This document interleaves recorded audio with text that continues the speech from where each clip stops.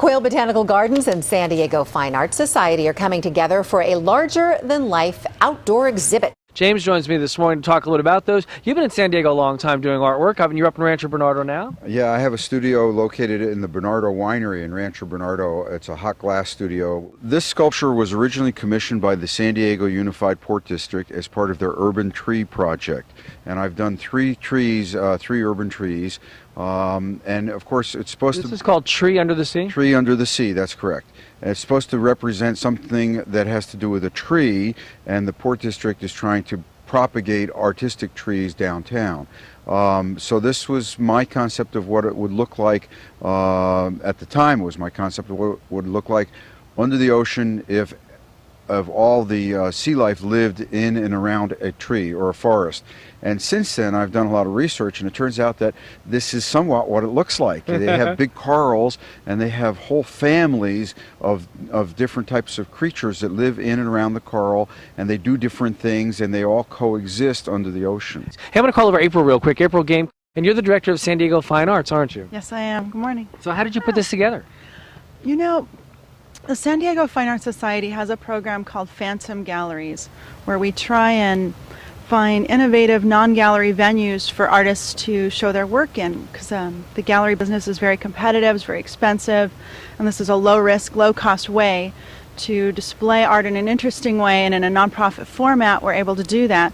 And Quail, thank goodness, had the vision to think the idea was a great idea. I think large outdoor sculpture in a garden environment is really interesting, and it's also part of our fundraising program. The sale of these sculptures go to help Quail Botanical Gardens, the local artists, and the Fine Arts Society.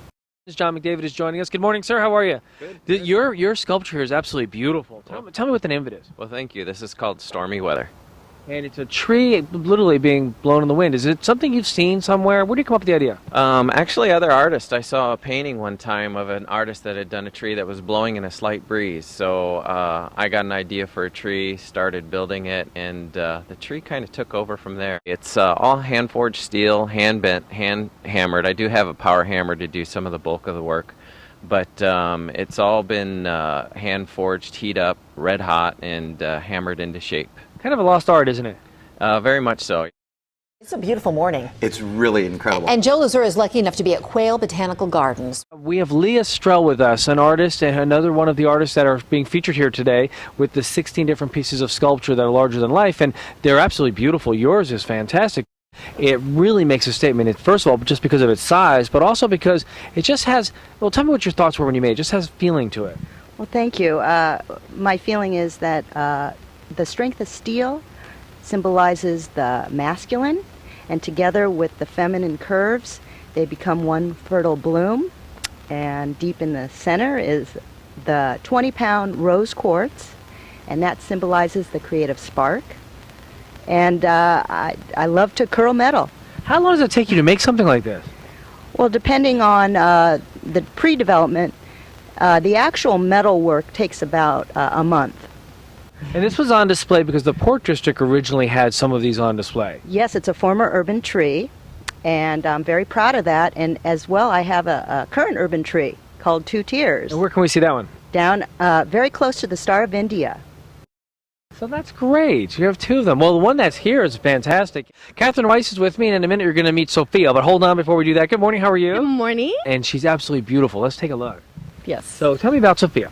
Well, Sophia was a collaborative project with Carolyn Guerra, who's another sculpture artist. And I handmade most of these pieces, and down here at the bottom. This is beautiful. Yeah. Well, so we start kind of earthy and then work our way up. Yeah, that's right? basically, we were depicting the earth, and so how we can take care of her and how she will flourish if we do take care of her. The front side is basically daytime. And so I have a lot of life going on here. And the first thing I actually put on was the palm tree. I handmade actually a lot of these out of concrete, the shells. And then some of them are real, some of them are handmade. And then, you know, I've got like a mug in here I cut up, and these are all handmade. And so basically the ocean, this is considered the ocean. Well, nice job, Catherine. This is absolutely gorgeous. And you can view the sculptures at sdfas.org. Very nice. Okay. Thank you.